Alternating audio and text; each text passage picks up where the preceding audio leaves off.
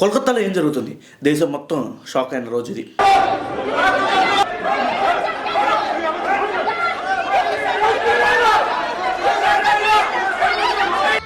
Ladies and gentlemen, కోల్కతాలో జరిగిన ఈ ఘటన నిజంగా భారత రాజకీయ చరిత్రలో అత్యంత షాకింగ్ ఘటనలో ఒకటి.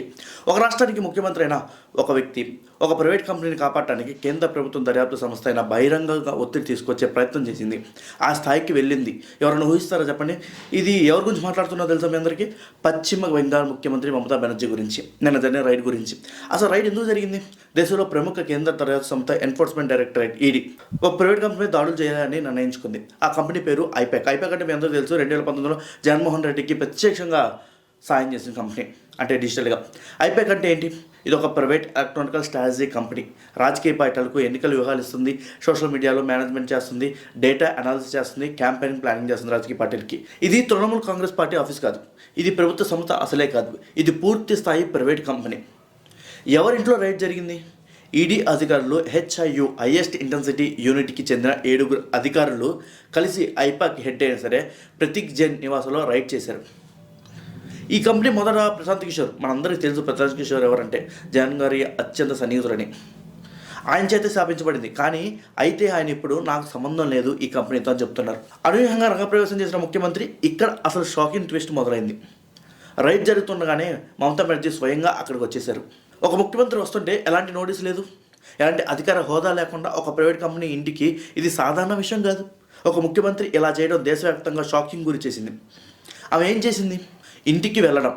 మొదట ప్రతింజన్ ఇంటికి వెళ్ళారు. అక్కడ ఈడీ అధికారులు రైడ్ చేస్తున్నారు. తర్వాత ఆమె ఆఫీస్కి దూసుకెళ్ళడం. South lake sector 5 Godrej waterside బిల్డింగ్లో ఉన్న 11వ అంతస్తులో ఉన్న ఐపాక్ ఆఫీస్కి వెళ్ళారు నేరుగా. అక్కడ జరిగింది నమ్మశక్యం కాదండి. మమతా బెనర్జీ బెంగాల్ డీజీపీతో కలిసి, కమిషనర్తో కలిసి ఇద్దరు తన వ్యక్తిగత సిబ్బందుల వెంట తీసుకుని వెళ్ళారు. ఆఫీసులోకి వెళ్ళగానే ఫైళ్ళు బయటకు తీసేయండి, హార్డ్ డిస్కులు తీసేయండి, ఇవి పార్టీ డాక్యుమెంట్స్ అంటూ ఆమె స్వయంగా డాక్యుమెంట్లను పట్టుకొని తీసుకెళ్లారు. అంటే అరిచి గోల చేసి నాయి అని చెప్పి తీసుకెళ్లారు. ఒక ముఖ్యమంత్రి రైడ్ చేస్తున్న ఆఫీస్ నుంచి ఫైళ్ళు తీసుకెళ్లడం ఇది చట్టపరంగా కూడా చాలా తీవ్రమైన విషయం, నేరం కూడా. గ్రీన్ ఫైల్ మిస్టరీ మీ అందరికీ తెలుసా? ఆమె చేతిలో గ్రీన్ ఫైల్ ఉంది. ఆ గ్రీన్ ఫైల్ పట్టుకుని మాట్లాడుతుంది. అమిత్ షాకి కూడా వార్నింగ్ ఇచ్చింది. దేశం మొత్తం మాట్లాడుతున్న విషయం ఇది. ఆమె చేతిలో ఉన్న ఆ గ్రీన్ ఫైల్ ఎందుకు అంత బలంగా పట్టుకుంది? అందులో ఏముంది? ఎందుకు ఈడీకి అది దొరకకూడదని భయపడుతుంది? ఇది ఇప్పటికీ మిస్టరీగానే ఉందండి. అంతేకాదు మమతా బెనర్జీ గారు ఫోన్లు, ల్యాప్టాప్లు కూడా స్వాధీనం చేసుకున్నారండి. ఈడీకి ఇవ్వనే లేదు. ఇంకో షాకింగ్ విషయం ఏంటంటే ఐపాక్ హెడ్ది మొబైల్ ఫోను, అతని ల్యాప్టాప్ ఇవన్నీ మమతా బెనర్జీ స్వయంగా తీసుకెళ్లారు. ఈడీ అధికారులు తీసుకోలేదండి, సీఎం తీసుకెళ్లారు. గుర్తుపెట్టుకోండి. ఒక ఈడీ అధికారుడి ల్యాప్టాప్ తీసుకోవడానికి కూడా ప్రయత్నించిందని సమాచారం. ఈడీపై కూడా ఒత్తిడి తీసుకొచ్చింది. ఇంకో పెద్ద ఆరోపణ ఉందండి. ఈడీ అధికారులని ఇలా సూచించింది, నిల్ పంచనామా ఫైల్ చేయండి అని.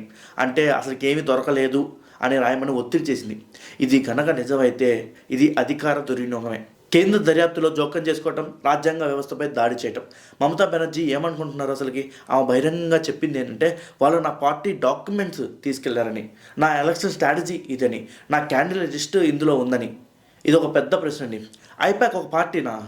ప్రైవేట్ కంపెనీ ఎప్పటి నుంచి ఒక పార్టీ ఆఫీస్ అయింది? తృణమూల్ కాంగ్రెస్ కార్యకలాపాలని ఐపాక్ నుంచే నడిపిస్తారా? అలా కాదు కదా. దేశం అడుగుతున్న ప్రశ్నలు కూడా వాళ్ళ పార్టీ నాయకులు అడుగుతున్నారు, వాళ్ళ పార్టీ కార్యకర్తలు అడుగుతున్నారు. ఇవెందుకు భయపడింది అసలుకి అని కూడా అడుగుతున్నారు. అక్కడ ప్రజలు కూడా అడుగుతున్నారు. ఐపాక్ కేవలం సోషల్ మీడియా కోసం పనిచేసే ఒక కంపెనీ మాత్రమే. ఇంకా ఏమైనా రహస్యాలు ఉన్నాయండి ఐపాక్లో? నాకు అర్థం కాగా. పార్టీకి బయట నుంచి ఒక ప్యారలల్ సిస్టమ్ నడిపిస్తుంది ఐపాక్తో. ఒక ఫైల్లో, ఆ ఫైల్లో ఏముంది అసలుకి? ఒక ఫోను, ల్యాప్టాప్ తిరిగి ఇస్తారు అసలుకి? ఇప్పుడు తీసుకెళ్ళిందని ఆధారాలు ఉన్నాయి, అందులో నుంచి లాక్కోవచ్చు కదా సెంట్రల్ గవర్నమెంట్. డేటా డిలీట్ చేస్తే అయినా ట్రాక్ అవుతుందండి. డేటా డిలీట్ చేసినా ట్రాక్ చేయొచ్చు. కానీ ఒక మాట చెప్పాలనుకున్నాను నేను, ఒక ముఖ్యమంత్రి స్థాయి తగ్గి మరీ ఆమె ఇలా చేయడం చాలా తప్పండి. ఆమె భయపడిందని నేను అనుకుంటున్నాను. ఏదో జరగకుండా ఎందుకు భయపడిద్ది? ఆ ఆందోళన ఎందుకు ఆమెలో అనే ప్రశ్నలు నేనే కాదు, చాలామంది అడుగుతున్నారు. వాళ్ళ పార్టీ ప్రజలే అడుగుతున్నారు. ఈ రాజకీయ పార్టీ విమర్శలు కాదండి, ఇది దేశం చూసిన ఒక అసాధారణ ఘటన. ఒక ముఖ్యమంత్రి ప్రైవేట్ కంపెనీని కాపాడటానికి, కేంద్ర దర్యాప్తుని అడ్డుకోవడానికి స్వయంగా రంగంలో దిగడం అనేది ఎంత పెద్ద ఇష్యూ తెలుసా? ఇది డెమోక్రసీకి ప్రమాదకరమైన సంకేతమా కదా? ఇది మీ పార్టీ నాయకులు, మీ పార్టీ ప్రజలు అడుగుతున్నారు. జవాబుతో మమతా బెనర్జీ దేశం తెలుసుకోవడానికి రెడీగా ఉంది మీరు చెప్పే జవాబు కోసం. మీరేమంటారో కింద కామెంట్ బాక్స్లో కామెంట్ చేయండి. మళ్ళీ కలుద్దాం వేరే వీడియోలో.